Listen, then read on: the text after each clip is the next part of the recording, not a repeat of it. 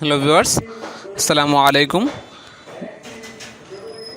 Zahid computer repair স্কুলের পক্ষ থেকে আপনাদের সকলকে স্বাগতম জানাচ্ছি। আমি মোহাম্মদ জাহিদুল হোসেন খান, জাহিদ।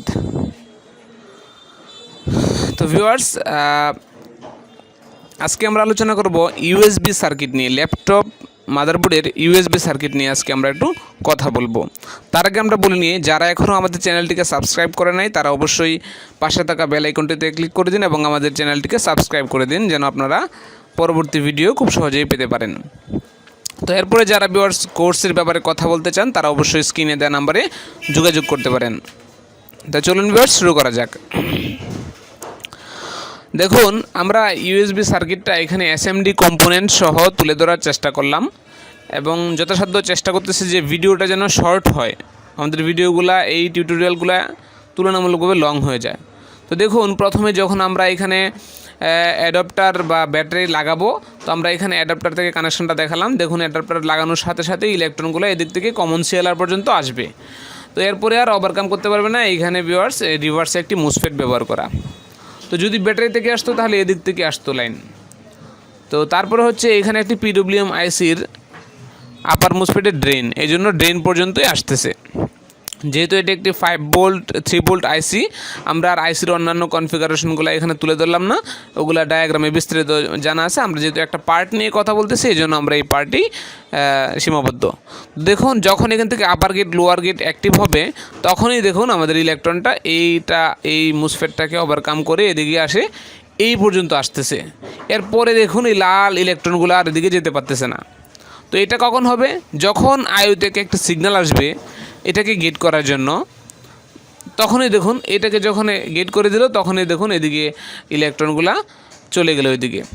আর এদিকে যে আমাদের এই 19 ভোল্ট 5 ভোল্ট 3 ভোল্ট আইসিতে কনভার্ট হয়ে এখান থেকে 5 ভোল্ট পিসিইউ, এখানে আবার সেকেন্ডারি একটা মুসফেটও ইউজ করতে পারে। তো এটা নির্ভর করে আর্কিটেকচারের উপর। অনেক সময় সেকেন্ডারি মুসফেট থাকে, আবার অনেক সময় থাকে না। তো তারপরে দেখুন আমাদের ইউএসবির যে পোর্ট আছে, ওই পোর্টে কিন্তু আমাদের 5 ভোল্ট প্রবেশ করলো। আমরা এখন ইউএসবির পোর্টে যদি আমরা মিটার ধরি তাহলে অবশ্যই 5 ভোল্ট পাবো, কিন্তু আমাদের ডাটা, পজিটিভ ডাটা এবং নেগেটিভ ডাটা যতক্ষণ পর্যন্ত কাজ না করবে ততক্ষণ পর্যন্ত ইউএসবির ফুল আমরা রিকোয়ারমেন্ট ফুল হবে না, আমরা ইউএসবিতে কাজ করতে পারবো না। তো দেখুন, এই প্রথম কাজ হচ্ছে আমাদের ভোল্টেজ আসা। তো ভোল্টেজ আসার প্রতিবন্ধকতা কি? এই ক্যাপাসিটরটা শর্ট হয়ে যাওয়া, এখানে গ্রাউন্ডটা এখানে শর্ট হয়ে যাওয়া, তারপরে হচ্ছে এখান থেকে আইসি থেকে এখানে সিগন্যাল না আসা, হ্যাঁ, এখানে পিডব্লিউএম আইসি শর্ট থাকা, এগুলোর জন্য আমাদের এখানে 5 ভোল্ট আসতে পারবে না। যদি 5 ভোল্ট না আসে তাহলে কিন্তু ভিউয়ার্স ইউএসবির কানেক্ট হবে না। তো এই প্রবলেমগুলো হতে পারে। আপনারা যারা ইউএসবি প্রবলেমে পড়েন তারা অবশ্যই এই যে রিকোয়ারমেন্টটা আছে এটা কি সম্পূর্ণ ফুলফিল আছে কি না এই পর্যন্ত এটা আগে প্রথমে চেক করে নেবেন স্টেপ বাই স্টেপ।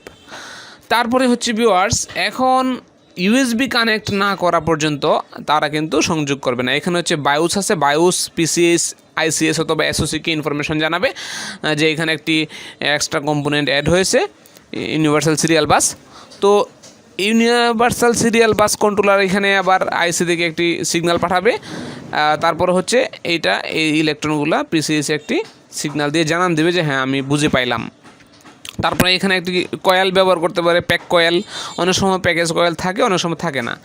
আবার এখানে ক্যাপাসিটর ব্যবহার করতে পারে গ্রাউন্ডের সাথে। তো ক্যাপাসিটর যদি ব্যবহার করে তাহলে ভিউয়ার্স পজিটিভ ডাটা এবং নেগেটিভ ডাটায় গ্রাউন্ডের সাথে কোনো ক্যাপাসিটর ইউজ করা যাবে না বা ইউজ করবেও না। এনে কয়েল থাকতে পারে, আর যদি ক্যাপাসিটর থাকে তাহলে হচ্ছে সিরিজে ক্যাপাসিটর থাকতে পারে।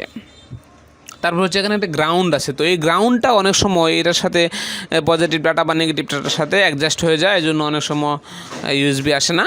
তো এটা একটু খেয়াল করবেন। তাছাড়া হচ্ছে বায়োস যদি ডিফল্ট হয়ে যায়, বায়োস যদি যে এখানে রিড রাইট যেভাবে করা আছে ওইখানে যদি ওইভাবে যদি ইরেজ হয়ে যায় তাহলে কিন্তু ভিউয়ার্স এই সিগন্যালটা এখানে আসবে না।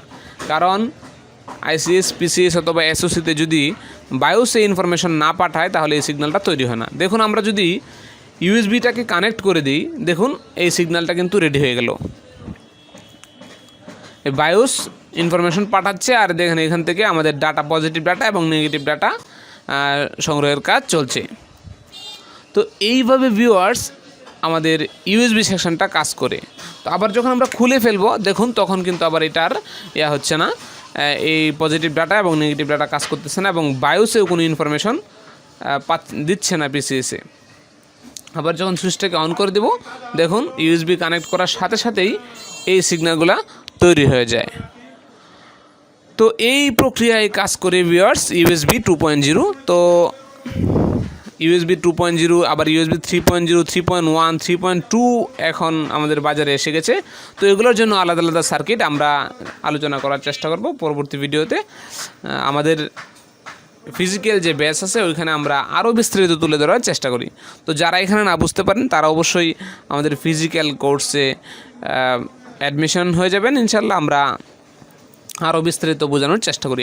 যেহেতু এটা ডেমো ভিডিও আমরা এখানে যতদূর সম্ভব চেষ্টা করি। তো এই ছিল ভিউয়ার্স আজকের ভিডিও। সকলকে ধন্যবাদ। আসসালামু আলাইকুম ওয়া রাহমাতুল্লাহি।